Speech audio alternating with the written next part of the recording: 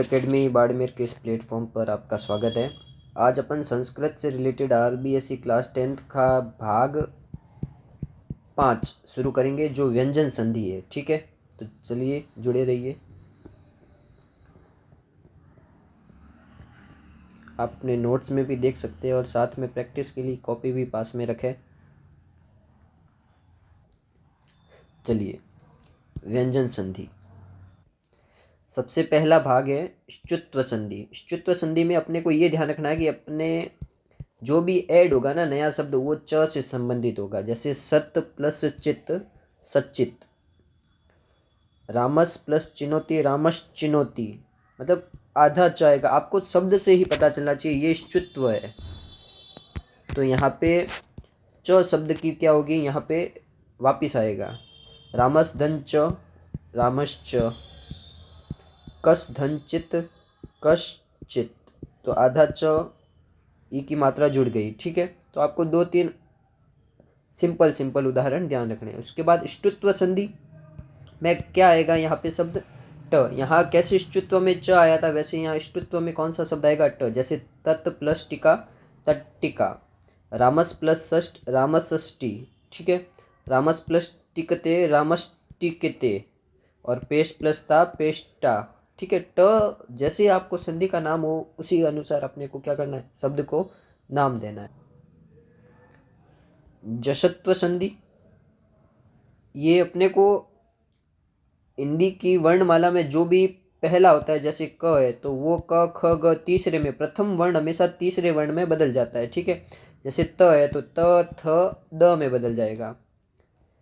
च है तो च छ ज में बदल जाएगा। ये अपने को ध्यान रखना है। ठीक है, जैसे वाक प्लस ईस, क का तीसरा वर्ण क्या होता है, ग। तो यहाँ लिखा है, यहाँ क को अपने ही वर्ग का तृतीय वर्ण ग बदल जाता है। वाक प्लस ईस वागीस, ये बहुत इंपॉर्टेंट टॉपिक का एक भाग है जो अक्सर सवाल पूछते हैं। जगत प्लस ईस त थ द, तो क्या हो गया जगदीश।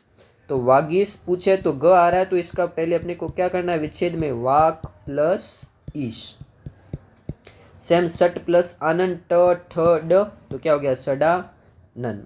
दिक प्लस अंबर का क्या हो जाएगा, क ख ग दिगंबर। तो यहाँ पे ध्यान रखो, क का क्या हो गया है, ग से गमला।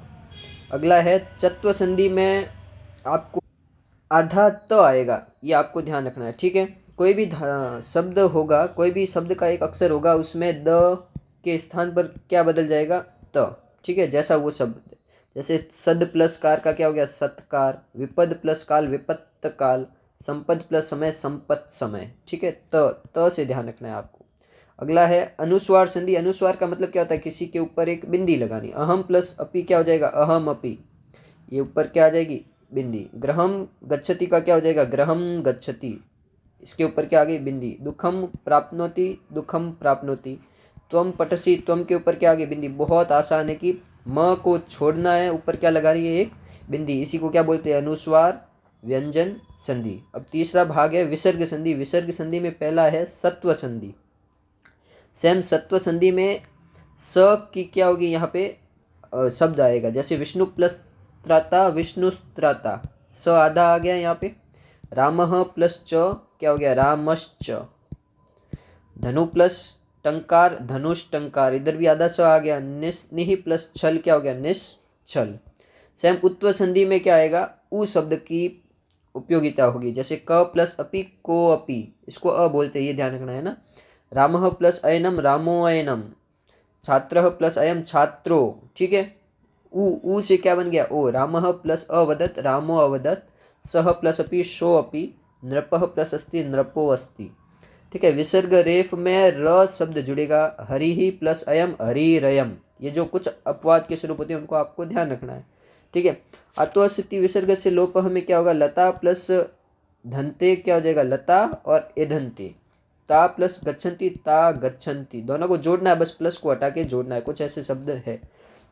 जैसे अपन प्रैक्टिस की बात करें तो सबसे पहला है वागीश्वरी।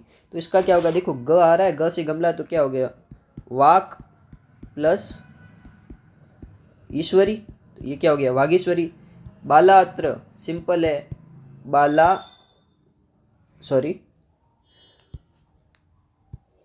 बाला बाला के बाद क्या हो जाएगा, अत्र, ये ड नहीं है अ है, ठीक है, बालात्र। मतिरास्ताम क्या हो जाएगा, मति ही प्लस आस्ताम। साधु भव, साधु भव।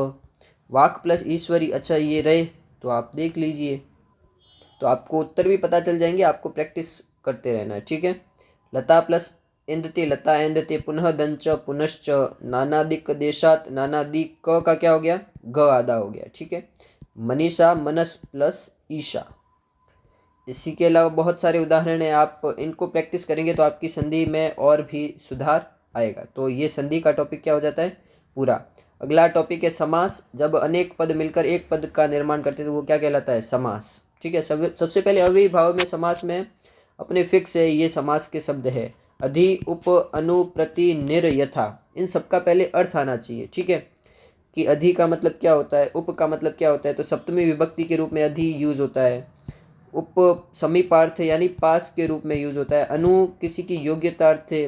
प्रति विप्सार्थ है, बार बार रिपीट होता है। निर, निर यानी अभाव, किसी चीज़ की कमी को बताता है। यथा यानी अनुसार, उसके अनुसार, उसके जैसे, ऐसे प्रस्तुत होता है, ठीक है। जैसे सबसे पहला उदाहरण है हरो इति, तो हरो इति का अपने को सीधा याद रखना है, अधि हरि होगा, ठीक है।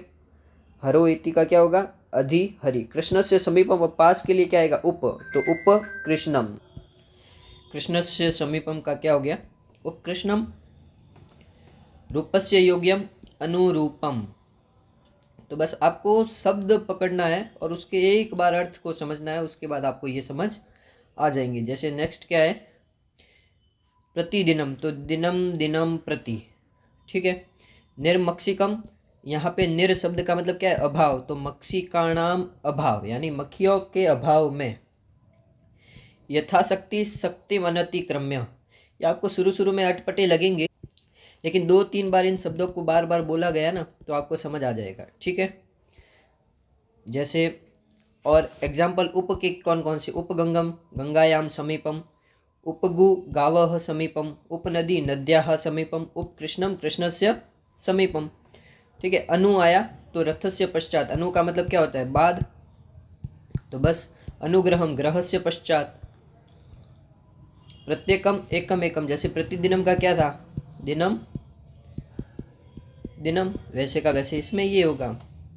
निर मक्षिकम, मक्षिकाणाम अभावः। निर्जनम, जनानाम अभावः, ठीक है। यथाशक्ति, शक्ति अनतिक्रम्य। यथामति, मतिम अनतिक्रम्य। अब सचित्रम, चित्रेण सहितम, अपन ने पढ़ा था ना एक बार कि सह शब्द आता है तो तृतीया विभक्ति आती है, तो इसलिए यहाँ पे तृतीया विभक्ति आई है। चित्रेण सहितम, सहृदयम, हृदयेन सहितम, सशस्त्रम, शस्त्रेण सहितम, ठीक है। अब आता है दूसरा तत्पुरुष समास, इसको अपन करेंगे नेक्स्ट क्लास में।